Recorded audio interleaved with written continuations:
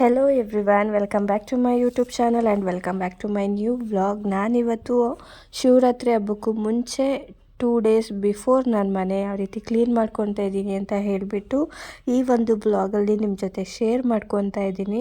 So ಈ ವ್ಲಾಗ್ನ ಕೊನೆ ತನಕ ನೋಡಿ, ಇಷ್ಟ ಆದರೆ ಲೈಕ್ ಮಾಡಿ, ಶೇರ್ ಮಾಡಿ, ಕಮೆಂಟ್ ಮಾಡಿ, ಅದ್ರ ಜೊತೆಗೆ ಸಬ್ಸ್ಕ್ರೈಬ್ ಮಾಡ್ಕೊಳ್ಳೋದನ್ನು ಮರಿಬೇಡಿ.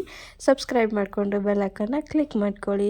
ಸೊ ಮನೆ ಮುಂದೆ ಸ್ವಲ್ಪ ಡ್ರೈನೇಜ್ದು ಕೆಲಸ ನಡೀತಾ ಇರೋದ್ರಿಂದ ಸಿಕ್ಕಾಬಟ್ಟೆ ಧೂಳು, ಮನೆ ಒಳಗಡೆ ಬಾಗಿಲು ತೆಗಿಯೋದಕ್ಕಾಗ್ತಿಲ್ಲ.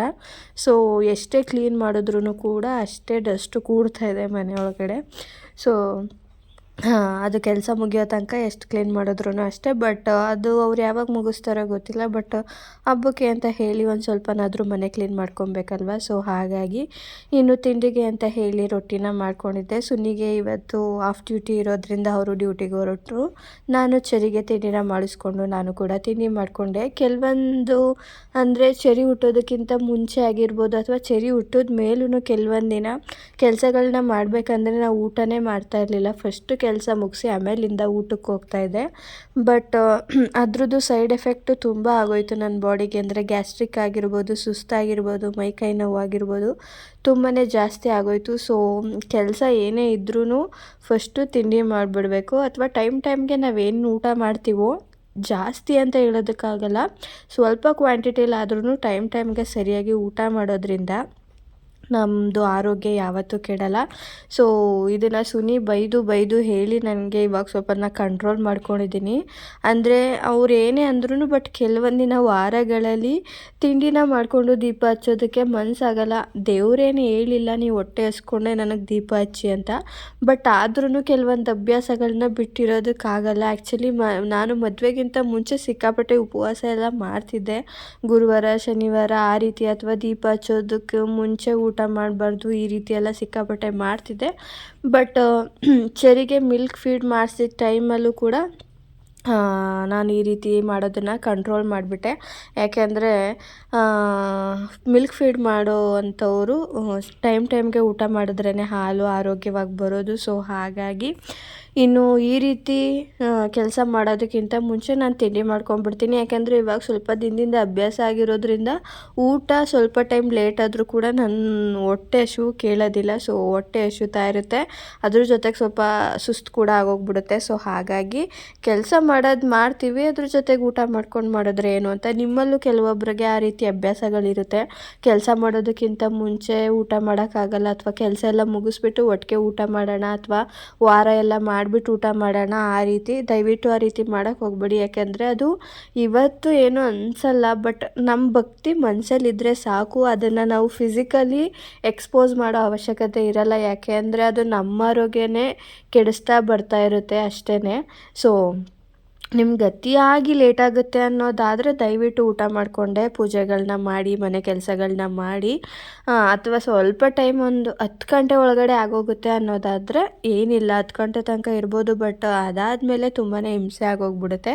ಸೊ ಟೈಮ್ಗೆ ಊಟ ಮಾಡೋದು ತುಂಬಾ ಒಳ್ಳೆಯದು. ಸೊ ಎಲ್ಲರೂ ಟೈಮ್ಗೆ ಊಟ ಮಾಡಿಕೊಂಡು ಕೆಲಸನ ಮಾಡಿ. ಸೊ ನಾನು ಕೂಡ ಇವತ್ತು ತಿಂಡಿನ ಮಾಡಿಕೊಂಡು ಕೆಲಸಕ್ಕೆ ಅಂತ ನಿಂತೆ. ನಾನು ಕೆಲಸ ಶುರು ಮಾಡೋದಕ್ಕಿಂತ ಮುಂಚೆ ಚರಿನ ಮಲಗಿಸ್ಬಿಡ್ತೀನಿ. ಏಕೆಂದರೆ ನಾನು ಕೆಲಸ ಮಾಡ್ತಾ ಇರಬೇಕಾದ್ರೆ ಸ್ವಲ್ಪ ಕೆಲಸದ ಕಡೆನೇ ಕಾನ್ಸಂಟ್ರೇಷನ್ ತುಂಬ ಹೋಗೋದ್ರಿಂದ ಚರಿ ಏನಾದರೂ ಮುಟ್ತಾಯಿದ್ರೆ, ಅಥವಾ ಅಂದರೆ ಏನೋ ಒಂದು ಭಯ ಇದ್ದೇ ಇರುತ್ತೆ ಮಕ್ಕಳು ಮನೇಲಿದ್ದಾಗ, ಅವ್ರ ಮೇಲೇ ನಮ್ಮ ಕಣ್ಣಿರಬೇಕಾಗತ್ತೆ. ಸೊ ಹಾಗಾಗಿ ಮೊದಲು ಅವ್ರನ್ನ ಮಲಗಿಸ್ಬಿಟ್ಟು ನೆಕ್ಸ್ಟು ನನ್ನ ಕೆಲಸಗಳನ್ನ ಶುರು ಮಾಡ್ಕೊತೀನಿ. ಸೊ ಚರಿನ ಮಲಗಿಸ್ಬಿಡ್ತೀನಿ. ಅವರು ಕೆಲವೊಂದು ದಿನ ನಂದು ಅರ್ಧ ಕೆಲಸ ಮುಗ್ದಿರುತ್ತೆ, ಅವಾಗೇ ಎದ್ಬಿಡ್ತಾರೆ. ಕೆಲವೊಂದು ದಿನ ನನ್ನ ಕೆಲಸ ಎಲ್ಲ ಮುಗಿಸಿ ನಾನು ಮಲಗಿದ್ರು ಕೂಡ ಅವ್ರು ಎದ್ದಿರಲ್ಲ. ಸೊ ಇವತ್ತು ಏನು ಮಾಡ್ತಾರೆ ಅನ್ನೋ ಡೌಟಲ್ಲೇ ಅವ್ರನ್ನ ಮಲಗಿಸ್ಬಿಟ್ಟು ಫಸ್ಟು ಬೆಡ್ಶೀಟ್ ಕವರ್ಗಳೇನಿರುತ್ತೆ, ಬೆಡ್ಶೀಟ್ ಕವರು, ಕಾಟ್ ಕವರು, ಸೋಫಾ ಕವರ್ಸು, ಇದನ್ನೆಲ್ಲ ತೆಗೆದು ಫಸ್ಟು ವಾಷಿಂಗ್ ಮಿಷಿನ್ಗೆ ಹಾಕ್ಬಿಟ್ರೆ ಬಟ್ಟೆಗಳೆಲ್ಲ ವಾಶ್ ಆಗೋ ಅಷ್ಟರಲ್ಲಿ ನಾನು ಏನೇನು ಕೆಲಸ ಇರುತ್ತೆ ಮನೆಯದು ಅದನ್ನು ಮುಗಿಸ್ಕೊಬರೋದಕ್ಕೆ ಸರಿ ಹೋಗ್ಬಿಡುತ್ತೆ ಅಂತ ಹೇಳಿಬಿಟ್ಟು ಸ್ವಲ್ಪ ಬೇರೆ ಬಟ್ಟೆಗಳು ಇದ್ವು, ನೆನ್ನೆ ಮೊನ್ನೆ ಎಲ್ಲ ಸ್ನಾನ ಮಾಡಿರೋದು, ಅದ್ರ ಜೊತೆಗೇ ಹಾಕ್ಬಿಡ್ತೀನಿ. ಯಾಕಂದರೆ ಸೋಫಾ ಕವರ್ಸ್ ಎಲ್ಲ ಅಷ್ಟು ಗಟ್ಟಿ ಇರೋದಿಲ್ಲ, ಒಂದು ಸ್ವಲ್ಪ ಹುಲ್ಲೊಂದು ಟೈಪ್ ಇರೋದ್ರಿಂದ ಅಷ್ಟು ಕ್ವಾಂಟಿಟಿಯಲ್ಲಿ ಇರೋದಿಲ್ಲ. ಸೊ ಹಾಗಾಗಿ ಅದು ಏನಾದರೂ ಸ್ವಲ್ಪ ಬಟ್ಟೆ ಇದ್ದರೆ ಅದ್ರ ಜೊತೆಗೇ ಹಾಕ್ಬಿಡ್ತೀನಿ. ಇಲ್ಲಾಂದರೆ ಅದೇನಾದರೂ ಜಾಸ್ತಿ ಇದ್ದರೆ ನಾನು ಅದ್ರ ಜೊತೆ ಮಿಕ್ಸ್ ಮಾಡೋದಕ್ಕೆ ಹೋಗಲ್ಲ. ಇನ್ನು ಬೆಡ್ಶೀಟ್ಗಳೆಲ್ಲ ಆದರೆ ಒಂದನ್ನು ಮಾಡ್ಕೊತೀನಿ.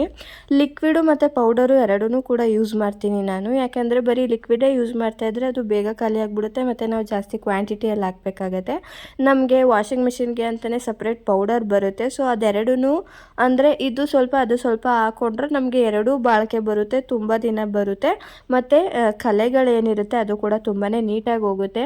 ಯಾರಾದರೂ ಈ ಥರ ವಾಷಿಂಗ್ ಮಿಷಿನ್ ಯೂಸ್ ಮಾಡ್ತಿರೋರು ಬರೀ ಪೌಡರ್ ಅಥವಾ ಬರೀ ಲಿಕ್ವಿಡ್ನೇ ಯೂಸ್ ಮಾಡ್ತಾಯಿದ್ರೆ ಇದನ್ನು ಸ್ವಲ್ಪ ತರಿಸ್ಕೊಳ್ಳಿ. ಅಂದರೆ ಬರೀ ಲಿಕ್ವಿಡ್ ಯೂಸ್ ಮಾಡ್ತಾಯಿದ್ರೆ ಪೌಡರ್ ತರಿಸ್ಕೊಳ್ಳಿ, ಪೌಡರ್ ಯೂಸ್ ಮಾಡ್ತಾಯಿದ್ರೆ ಲಿಕ್ವಿಡ್ನ ತರಿಸ್ಕೊಳ್ಳಿ. ಯಾಕಂದರೆ ತುಂಬಾ ಹೆಲ್ಪ್ ಆಗುತ್ತೆ ಅದರಿಂದ.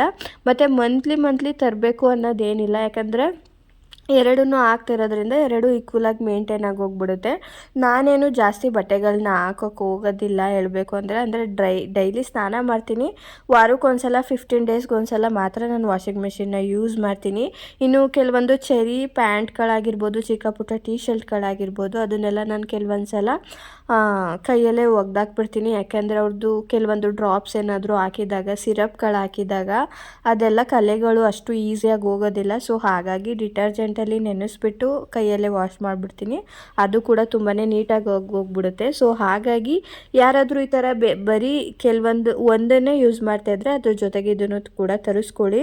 ನಾರ್ಮಲ್ ಡಿಟರ್ಜೆಂಟ್ನ ನಾವು ಯೂಸ್ ಮಾಡೋಕ್ಕಾಗಲ್ಲ, ಯಾಕೆಂದರೆ ಅದು ವಾಷಿಂಗ್ ಮಿಷಿನ್ಗೆ ಹಾಕಿದ್ರೆ ಸ್ವಲ್ಪ ಪೌಡರ್ ಥರ ಮಿಷಿನಲ್ಲೇ ಉಳ್ಕೊಂಡ್ಬಿಡುತ್ತೆ. ಸೊ ನಾವು ಫ್ರಂಟ್ ಡೋರ್ ಆಗಿರ್ಬೋದು ಅಥವಾ ಟಾಪ್ ಲೋಡ್ ಆಗಿರ್ಬೋದು ಕೇಳಿಬಿಟ್ಟು ನಾವು ಅಂಗಡೀಲಿ ಈಸ್ಕೊಂಡ್ರೆ ಅವ್ರು ಕೊಡ್ತಾರೆ ಯಾವ ಪೌಡರ್ ಇರುತ್ತೆ ಅದನ್ನು.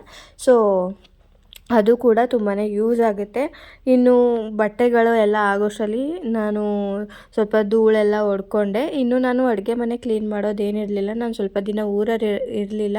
ಅಲ್ಲಿಂದ ಬಂದಾದಮೇಲೆ ಈ ಮೊದಲೇ ಹೇಳಿದ್ನಲ್ಲ, ಡ್ರೈನೇಜ್ ಕೆಲಸ ನಡೀತಿರೋದ್ರಿಂದ ತುಂಬಾ ಧೂಳಿತ್ತು. ಸೊ ಹಾಗಾಗಿ ಬಂದ ತಕ್ಷಣ ನನಗೆ ಅಡುಗೆ ಮನೆ ನೋಡೋಕ್ಕಾಗಿಲ್ಲ.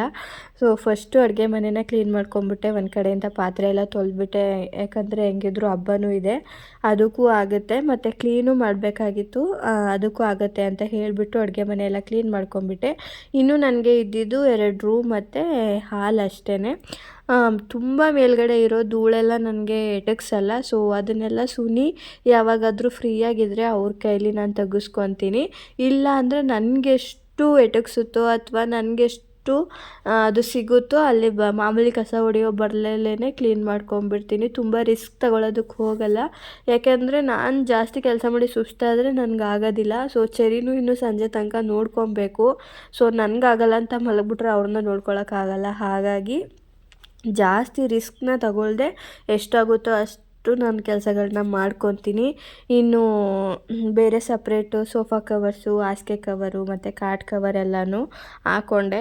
ಕಾಟ್ಗೆ ಪಿಲ್ಲೋಗಳು ಅದನ್ನು ಹಾಕಿದ್ರೆ ನಂದು ಪ್ರಯೋಜನ ಇಲ್ಲದೆ ಇರೋವಂಥ ಕೆಲಸ. ಯಾಕೆಂದರೆ ನಾನು ಮನೇನ ತುಂಬ ನೀಟಾಗಿ ಆರ್ಗನೈಸ್ಡ್ ಮಾಡಿ ಇಡೋಕ್ಕೆ ಅಥವಾ ಕೆಲವೊಂದಿಷ್ಟು ಹೋಮ್ ಡೆಕೋರ್ಸ್ ವಸ್ತುಗಳನ್ನ ಇಡೋದಕ್ಕೆ ತುಂಬಾ ಟ್ರೈ ಮಾಡ್ತೀನಿ. ಬಟ್ ಮಕ್ಕಳಿರೋರಿಗೆ ತುಂಬ ಚೆನ್ನಾಗಿ ಅರ್ಥ ಆಗುತ್ತೆ ಇದು. ನಾವು ಎಷ್ಟೇ ಇಡೋದಕ್ಕೆ ಟ್ರೈ ಮಾಡಿದ್ರು ಅದು ಖಂಡಿತವಾಗೂ ಆಗಲ್ಲ.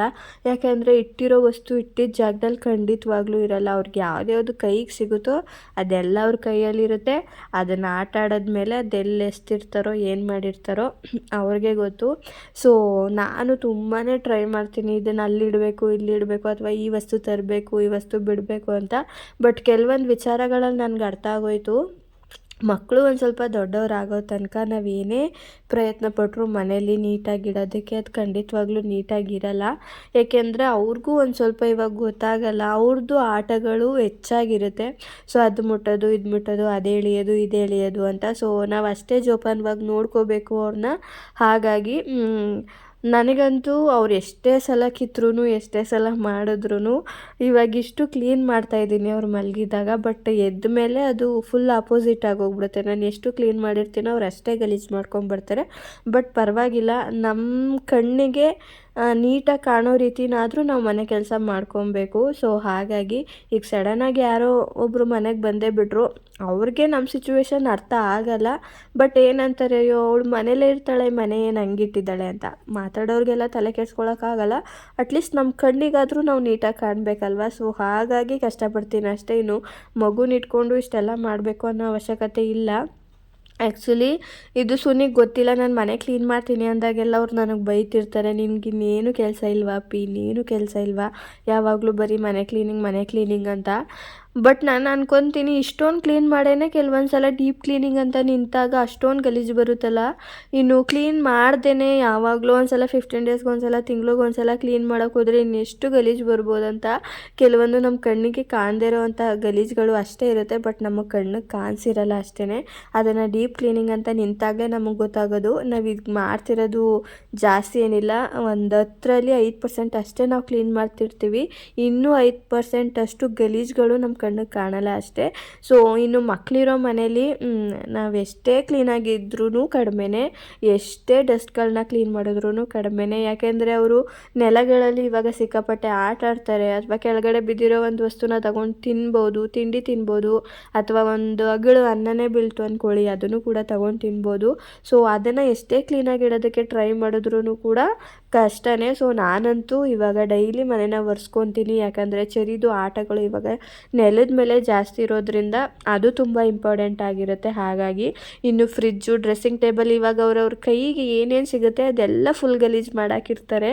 ಅದನ್ನು ವಾರಕ್ಕೊಂದ್ಸಲ ಅಥವಾ 2 ದಿನಕ್ಕೊಂದ್ಸಲ ನಾನು ಒರೆಸ್ಕೊಳ್ಳೇಬೇಕು. ಹಾಗಾಗಿ ಫ್ರಿಜ್ಜು, ಡ್ರೆಸ್ಸಿಂಗ್ ಟೇಬಲು, ಕಾಟ್ ಇರ್ಬೋದು, ಅಥವಾ ಸೋಫಾಗಳಿರ್ಬೋದು, ಟಿಪಾಯ್ ಇರ್ಬೋದು, ಎಲ್ಲನೂ ನೀಟಾಗಿ ಒಂದು ಸ್ವಲ್ಪ ವಿಮ್ ಜೆಲ್ ಬರುತ್ತಲ್ವ ಅದನ್ನು ಹಾಕ್ಕೊಂಡು ನೀಟಾಗಿ ಒರೆಸ್ಕೊತೀನಿ. ಅಟ್ಲೀಸ್ಟ್ ಅವ್ರು ಎದ್ದೇಳೋ ಗಂಟನಾದರೂ ಮನೆ ಕ್ಲೀನಾಗಿ ಕಾಣಲಿ ಅಂತ ಅಷ್ಟೇ. ಸೊ ಎಲ್ಲ ಕ್ಲೀನ್ ಮಾಡಾದಮೇಲೆ ಇಷ್ಟು ನೀಟಾಗಿ ಕಾಣ್ತಿದೆ ಮನೆಯೆಲ್ಲ ಕ್ಲೀನ್ ಮಾಡಾದ್ಮೇಲೆ ಆ ಫೈನಲ್ ಲುಕ್ ನೋಡೋದಕ್ಕೇ ಒಂಥರ ಖುಷಿ ಅನಿಸುತ್ತೆ ಮನೆ ಒಳಗಡೆ. ಇನ್ನು ನಾನು ಕರೆಕ್ಟಾಗಿ ಮನೆ ಕೆಲಸ ಮುಗಿಸೋದಕ್ಕೂ ವಾಷಿಂಗ್ ಮಿಷಿನ್ ಬಟ್ಟೆ ಕಂಪ್ಲೀಟ್ ಆಗಿದ್ದಕ್ಕೂ ಒಂದೇ ಆಯಿತು. ಇನ್ನೇನು ಎದ್ದಿಲ್ವಲ್ಲ ಇವರು ಅಂತ ಹೇಳಿಬಿಟ್ಟು ಬಟ್ಟೆಗಳನ್ನೆಲ್ಲ ತೆಗೆದ್ಬಿಟ್ಟು ಹೊರ್ಗಡೆಗೆ ಹಾಕ್ಕೊತಾ ಇದ್ದೆ, ಬಕೆಟ್ ಒಳಗಡೆಗೆ ಒಟ್ಟಿಗೆ ಒಣಗಾಕೋಣ ಅಂತ. ಸೊ ಅಷ್ಟನ್ನು ಮಾಡೋಷ್ಟರಲ್ಲಿ ಚರಿ ಸ್ವಲ್ಪ ಕುಯ್ಯ ಅಂತ ಎದ್ದರು. ಇನ್ನು ಬಟ್ಟೆ ಒಣಾಕೋದು ನಾನು ತುಂಬ ಲೇಟು, ಯಾಕಂದರೆ ಇವಾಗ ನಾನು ಹೊರಗಡೆ ಹೋದರೆ ಅವರು ಹೊರಗಡೆ ಬರ್ತಾರೆ. ಸೊ ಹೊರಗಡೆ ತುಂಬಾ ಧೂಳು ಇರೋದ್ರಿಂದ ಅವ್ರನ್ನ ಸ್ವಲ್ಪ ಅವಾಯ್ಡ್ ಮಾಡ್ತಾಯಿದ್ದೀನಿ ಹೊರಗಡೆ. ಹಾಗಾಗಿ ಇನ್ನು ಅವ್ರನ್ನ ಸ್ವಲ್ಪ ಹೊತ್ತು ಎತ್ಕೊಂಡು ಸಮಾಧಾನ ಮಾಡಿ ಬಟ್ಟೆ ಎಲ್ಲ ಸೈಡ್ಗೆ ಎತ್ತಿಟ್ಟು ನಾನು ಒಣಾಕೋದಕ್ಕೆ ಹೋದೆ.